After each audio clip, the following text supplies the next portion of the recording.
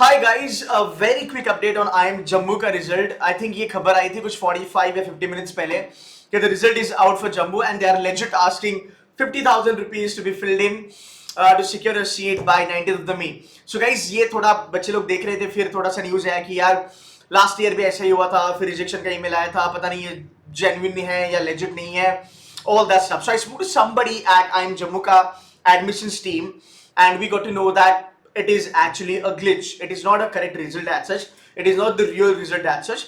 Maybe they are doing some trial and error if I'm not wrong. But result अभी तक actually out नहीं हुआ है. And Jammu की results you guys can expect to be out in the next 4 to 5 days. मेरे ख्याल से अब 7 days का पकड़ लेना buffer. But yeah, the result will be out soon. But आज जो आया है IIM जम्मू का result, it is not the actual result. It is a glitch by the way.